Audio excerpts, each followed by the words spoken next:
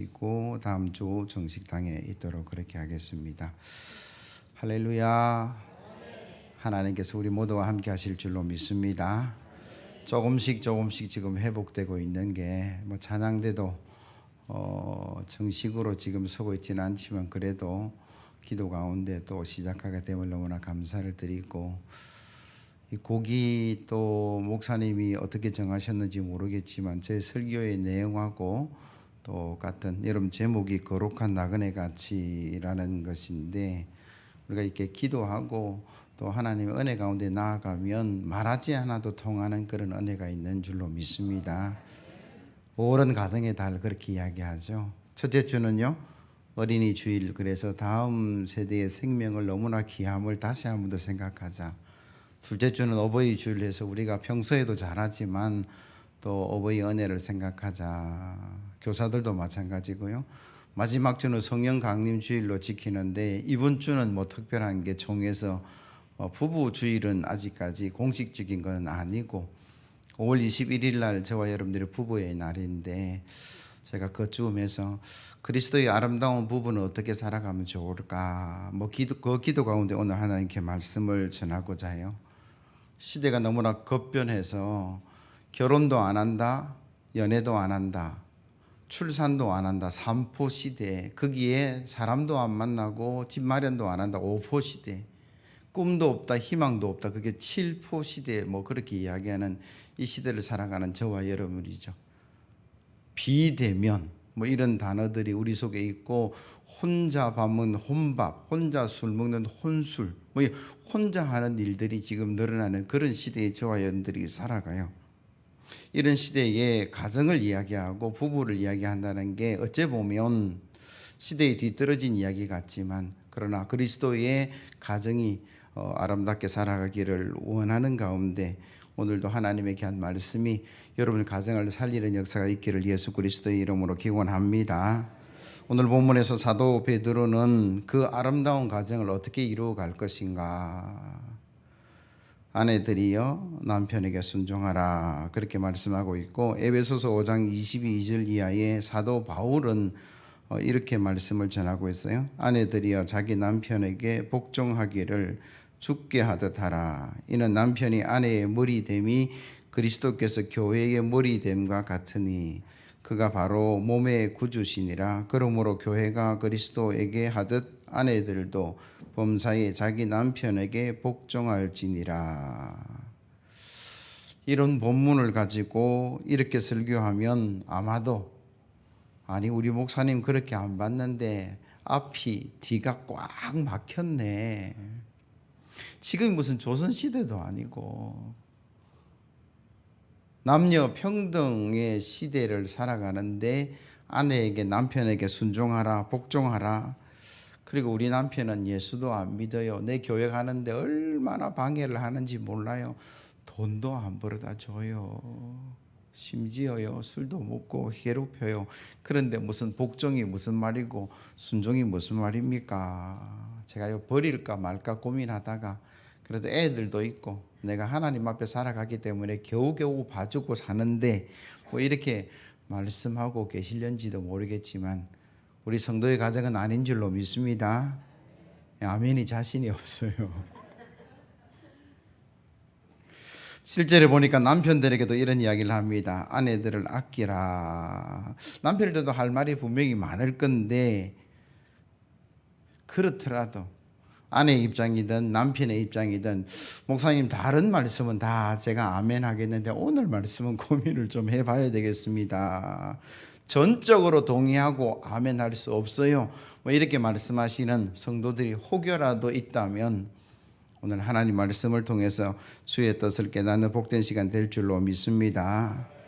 왜 아내가 남편에게 순종하고 복종하고, 왜 남편이 아내를 아끼는 삶을, 그렇게 살아가는 삶을 살아가야 되느냐. 오늘 성경은 이렇게 이야기합니다. 11절 우리가 읽지는 않았지만 사도 베드로는 우리의 존재가 이 땅의 존재가 아니라, 비록 대한민국에 살아가지만 주민등록 등본 때 보면 주소지가 나와서 이 땅에 우리가 살아가는 인생이지만, 근본적으로 저와 여러분들은 본향을 향해 나아가는 거룩한 나그네이기 때문이다. 그렇게 이야기를 하고 있어요.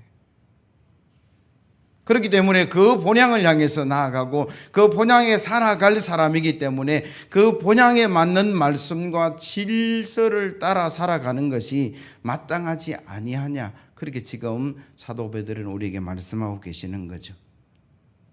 본향의 질서가 무엇이고 하나님 말씀이 무엇이고 하나님께 세우신 거룩한 영적인 질서가 뭐냐 그러면 우리는 근본으로 돌아가서 창세기에 시작부터 우리가 다시 한번 더 체크를 해봐야 되는데 창세기 2장 20절 이하의 말씀을 제가 읽어드릴게요. 아담이 모든 가축과 공중의 새와 들의 모든 짐승에게 이름을 주니라.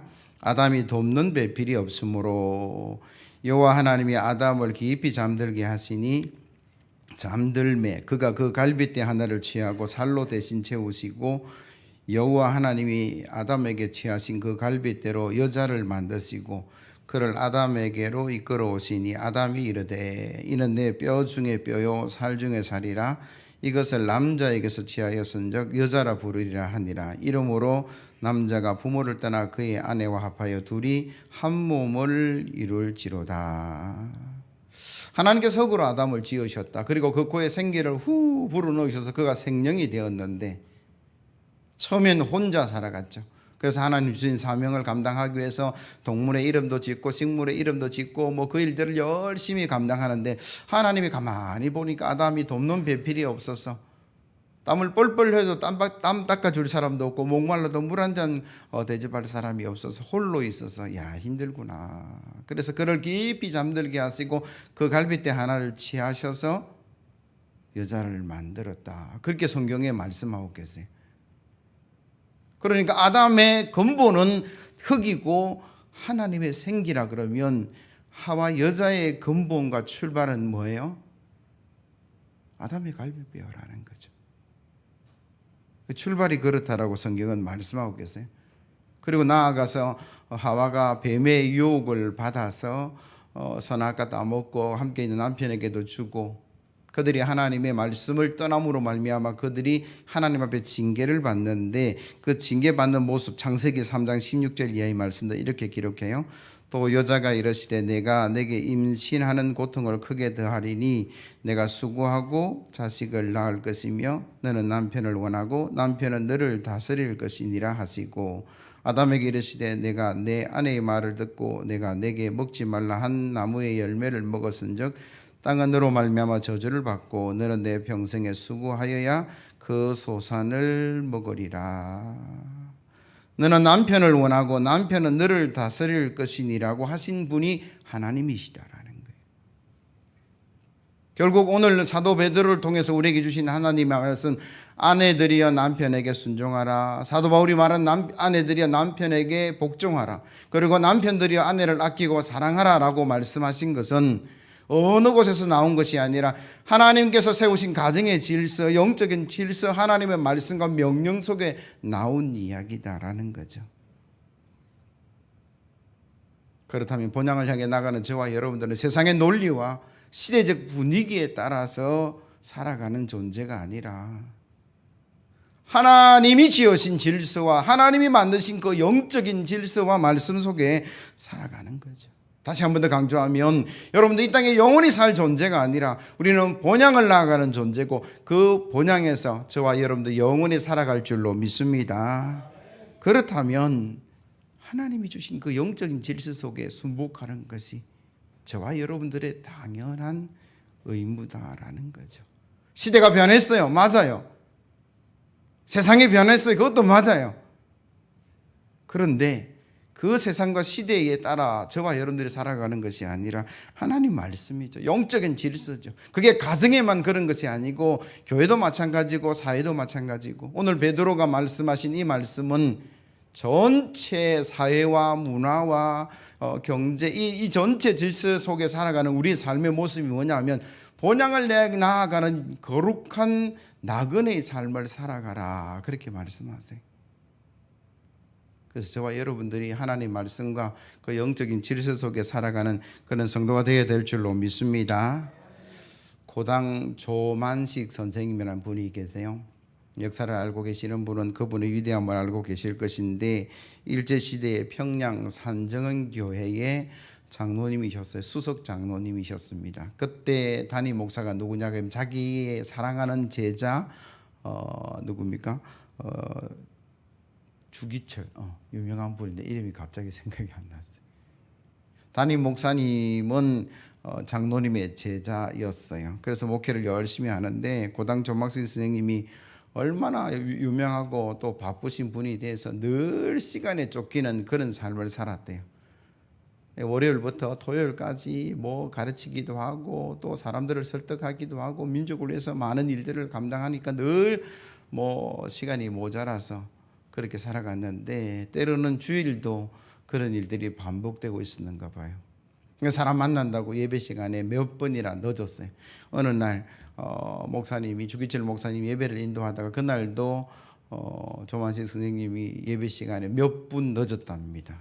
예배를 인도하다가 목사님이 그 장로님 향해서 조 장로님 예배 늦었으니까 거기 서서 예배하시오 이렇게 소리를 쳤대요.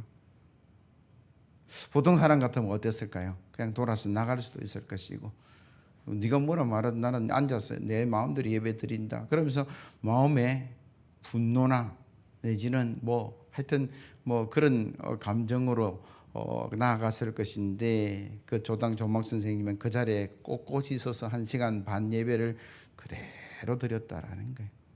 그 모습을 보면서 성도들이 얼마나 긴장을 하고 야 이게 큰일 났다 큰 시험거리가 왔다. 수석 장로님하고 담임 목사님하고 뭐 공개적인 이게 갈등이 일어났으니까 교회에 큰 시험거리가 있겠다 뭐 그런 어떤 염려를 했다라는 기록이에요. 설교가 끝나고 주기철 목사님이 조 장로님 기도하세요. 그러니까 그때 기도한 장로님의 기도의 내용은 이렇습니다. 하나님 나의 죄를 용서해 주옵소서. 거룩한 주일에 하나님 만나는 것보다 사람 만나는 것을 더 중요시한 죄를 용서하옵소서라고 눈물 흘려 회개 기도를 했다.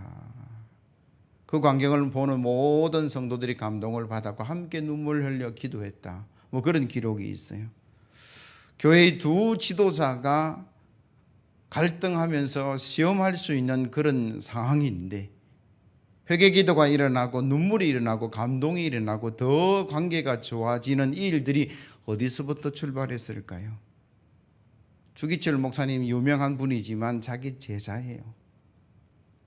나한테 가르침을 받은 사람입니다.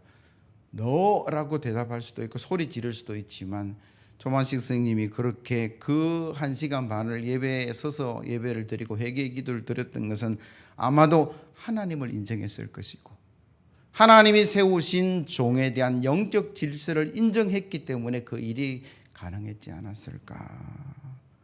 교회는 세상의 사상이나 논리가 아닌 하나님 말씀과 영적 질서가 우선되는 것이고 성도 마찬가지입니다. 성도도 교회뿐만 아니라 세상에 살아갈 때 우리가 세상에 어떤 영향도 받지만 하나님 말씀이 기준이 되고 하나님이 세우신 질서가 우선되는 그런 삶이 되어서 하나님께 영광 돌리는 저와 여러분들 되기를 예수 그리스도의 이름으로 기원합니다. 더 나아가서 아내의 순종과 남편의 사랑으로 불신 가정이 전도될 수 있다. 구원받을 수 있다. 오늘 본문 1절에서 4절 말씀 우리 같이 한번 읽어볼까요? 같이 읽습니다. 시작. 아내들아 이와 같이 자기 남편에게 순종하라. 이는 혹 말씀을 순종하지 않는 자라도 말로 말미암지 않고 그의 아내의 행실로 말미암아 구원을 받게 하려 함이니 너희의 두려워하며 정결한 행실을 봄이라.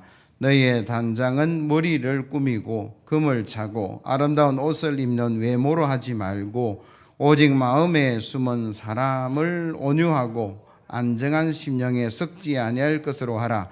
이는 하나님 앞에 값진 것이니라. 아멘. 시대도 변하고 상황도 변했는데 우리가 남편에게 순종해야 합니까? 라고 물으신다면 그 일을 통해서 하나님께서 믿지 않는 불신의 남편과 가정이 구원될 수 있으리라. 그렇게 지금 말씀하고 계세요. 오늘의 교회에서 남편들을 전도하기 위한 아내의 프로포즈라는 프로그램이 있습니다.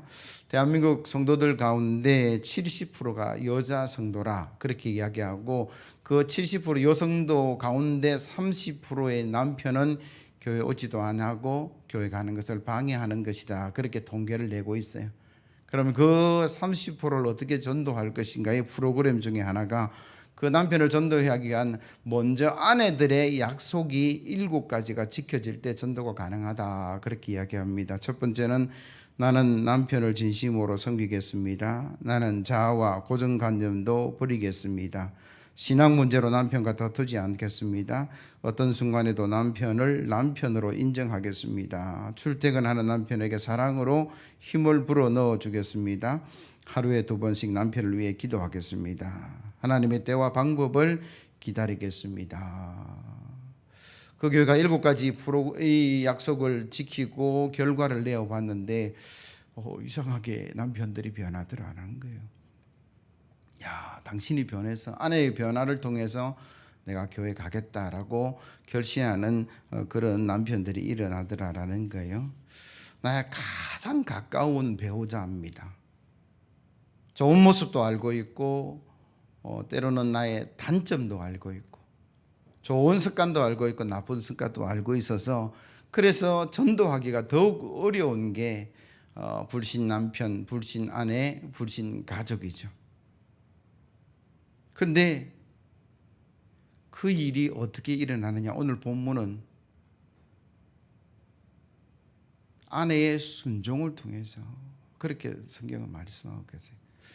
제가 뚱딴지 같은 이야기지만, 여러분, 이 세상에서 가장 귀한 것이 뭐예요? 어떤 사람은 보석이다, 어떤 사람은 돈이다, 어떤 사람은 명예다, 어떤 사람은 건강이다, 여러 가지 이야기를 할 것인데 다 맞아요. 자기가 생각하는 것들이 기준이 다르기 때문에 누가 맞고 누가 틀렸다 말할 필요 없어요. 그런데 단 한 가지는, 돈이든 건강이든 명예든 지식이든 살아있어야 유용한 거잖아요. 생명 없는데 그게 무슨 소용이 있냐라는 거예요. 살아있어야 돈도 쓸 수 있고, 살아있어야만이 명예도 중요하고, 생명 있어야만이 그것이 유용한데, 그렇게 생각하면 세상에서 가장 귀한 게 뭐냐 하면 생명이죠. 생명을 다르게 이야기하면 살아있는 시간을 이야기하는 거죠. 시간의 개념이죠. 살아서 활동하는 시간을 우리가 생명이라 그렇게 이야기합니다. 그래서 예수님께서는 생명이 귀하다라고 말씀하신 게, 마태복음 16장 26절, 사람이 만일 온 천하를 얻고도 제 목숨을 잃으면 무엇이 유익하리요? 사람이 무엇을 주고 제 목숨을 바꾸겠느냐? 인자가 아버지의 영광으로 그 천사들과 함께 오리니 그때에 각 사람이 행한 대로 갚으리라. 여러분, 뭐가 귀중한 자라고 여러분들이 생각하실지 모르지만 가장 귀한 것은 생명이죠. 그리고 그 생명은 시간이라고 말씀드렸고, 활동하는 살아있는 시간이라 그렇게 말씀드린데, 그래서 누구든지 오래 활동하기를 원합니다. 건강하게. 그래서 중국 옛날에 진시황은 불로초 구하려고 친아들을 온 사방에 보내었다, 그런 이야기들도 합니다. 그렇다면 오늘 본문으로 돌아와서, 구원이라는 게 뭐냐? 영원한 생명 아닙니까? 나에게 하늘나라에서 죽지 아니하고 부활의 그 어떤 생명으로 멈추지 않는 영원한 시간을 하나님을 찬송하며 영광 가운데 살아가는 것이 구원이다라는 거예요. 그 영원한 시간, 그 영원한 생명을 나도 누리지만 사랑하는 남편도 아내도 자녀도 그 불신 가족들도 같이 누려가야 된다라는 거죠. 오늘 본문은 뭐라고 이야기합니까? 말로 그 일이 이루어지는 것이 아니라 순종으로 이루어진다. 외모를 아름답게 꾸며서 그렇게 하는 게 아니라 정말 남편을 사랑하고 순종하는 마음으로 그 일을 할 때에 그게 가능하고, 남편이 아내를 아낄 때 그 일이 가능하다라고 지금 말씀하고 계시는 거죠. 그러니까 우리가 무조건 순종하라는 이야기가 아니에요. 상황도 아니고 형편도 아니고 그 사람도 아니지만 우리는 목적을 가지고 순종하는 거죠. 이 영혼을 하나님의 나라에 보내기 위한 그 목적을 이루기 위해서 내가 십자가를 지친 예수 그리스도의 모습으로 순종하리라. 마음에 들지도 않을 것이고 성에 차지도 않을 것이고 세상 말로 한 대 지어받고 싶은 일들이 너무 많아도, 그러나 우리의 순종은 뭐예요? 영혼을 살리기 위한 순종이라는 거예요. 그 목적을 가지고 우리가 나아가야 되는데 우리는 다른 목적을 가지고 살아갈 때가 너무 많다라는 거죠. 불신 가족들이 있으면 참 신앙생활하기 힘들고 어렵습니다. 저도 경험했어요. 늘 교회 간다고 매 맞고 야단 맞고 교회 관련된 거는 다 어려움들이 있었어요. 그런데 가정이 복음으로 하나 되니까 그런 어려움들이 물러갔다라는 거예요. 우리 특별히 교회 안에 짝 믿음들이 아내들과 남편의 사랑과 그 순종으로 완전한 믿음의 가정 되기를 예수 그리스도의 이름으로 기원합니다. 내가 편하기 위한 것이 아니고 그 영혼이 영원한 지옥으로 가는 것이 아니라 영원한 천국으로 생명을 누리고 축복을 누리고 은혜를 누리는 그 영원한 시간을 부여하기 위한 것인데, 그 가치와 지금 나의 조금 자존심이 상하는 것, 내가 조금 양보하는 것, 내가 손해보는 것 비교할 수 없는 것이죠. 그래서 저와 여러분들이 이 순종은 그냥 순종이 아니라 영혼 구원을 위한 목적을 가진 순종이기 때문에 여러분들이 철저하게 이 말씀을 지켜서 여러분 가정이 복을 누려가기를 예수 그리스도의 이름으로 기원합니다. 끝으로 이것은 연약한 자를 사랑하시는 하나님의 마음이다. 여러분 7절 말씀 보세요. 남편들아 이와 같이 지식을 따라 너희 아내와 동거하고 그를 더 연약한 그릇이요 또 생명의 은혜를 함께 이어받은 자로 알아 귀히 여기라. 이는 너희 기도가 막히지 아니하게 하려 함이라.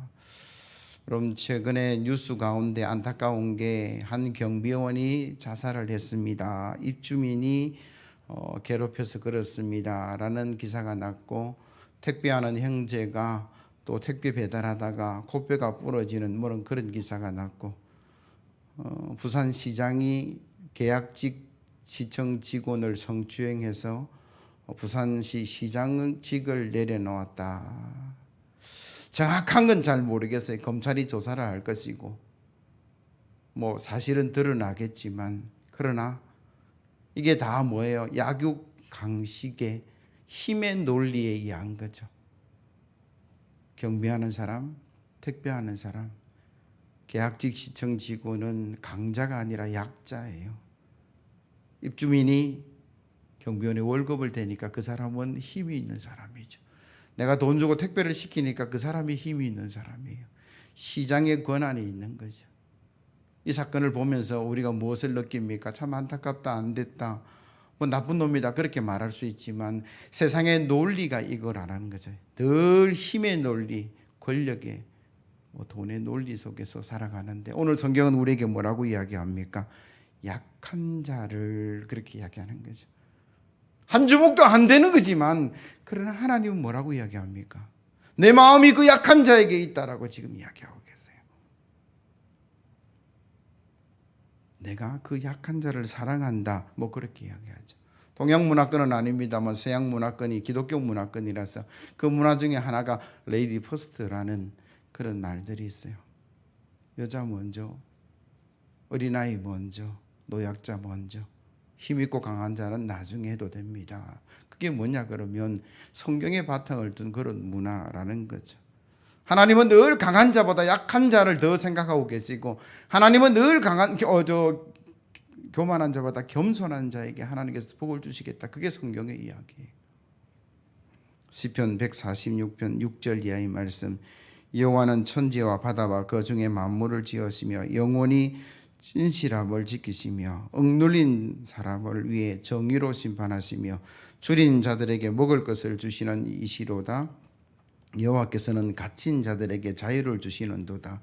여호와께서 맹인들의 눈을 여시며 여호와께서 비굴한 자들을 일으키시며 여호와께서 의인들을 사랑하시며 여호와께서 나그네들을 보호하시며 고아와 가부를 붙드시고 악인들의 길을 굽게 하시는도다. 시온아, 여호와는 영원히 다스리시고 내 하나님은 대대로 통치하시리로다. 신명기 24장 19절 이하의 말씀, 내가 밭에서 곡식을 벨 때에 그 한 무틀 밭에 잊어버렸거든 다시 가서 가져오지 말고 나그네와 고아와 과부를 위하여 남겨두라. 그리하면 내 하나님 여호와께서 내 손으로 하는 모든 일에 복을 내리시리라. 내가 내 감람나무를 뗀 후에 그 가지를 다시 살피지 말고 그 남은 것은 객과 고아와 과부를 위하여 남겨두며 내가 내 포도를 딴 후에 그 남은 것이 다시 따지 말고 객과 고아와 과부를 위하여 남겨두라. 너는 애굽 땅에서 종되었던 것을 기억하라. 이러므로 내가 내게 이 일을 행하라 명령하노라. 하나님께서 복을 주시고 하나님께서 하신 명령이 뭐냐 그러면 연약한 자를 사랑하고 돌보라. 내 마음이 거기에 있다라고 주님은 말씀하고 계세요. 그리고 그 하나님의 마음이 있는 그곳에 내 마음이 머물고 내 삶이 머물고 내 시간이 머물고 내 물질이 머물게 하는 그에게 내가 하는 모든 일에 내가 복을 주실 것이다. 그게 하나님의 말씀인 줄로 믿습니다. 말씀을 정리합니다. 하나님은 아내들에게 남편에게 순종하라. 남편들에게 아내를 아끼라. 그렇게 명령하고 계세요. 혹여 이 말씀이 오늘날 시대에 맞지 않는다 그렇게 이야기하실지 모르지만 우리는 시대에 맞춰 살아가는 사람들이 아니고 거룩한 나그네로 영원한 본향에서 살아가는 저와 여러분들이기 때문에 하나님이 세우신 말씀, 하나님이 세우신 영적 질서에 순종하고 살아가는 것이죠. 그러면 불신 가정의 가족들이 구원의 역사 가운데 나아가고 하나님께서 복을 주시겠다라는 약속의 말씀입니다. 이 말씀에 순종함으로 이 땅과 천국에서 영원한 복을 누려가는 그런 성도 되기를 예수 그리스도의 이름으로 기원합니다. 찬송가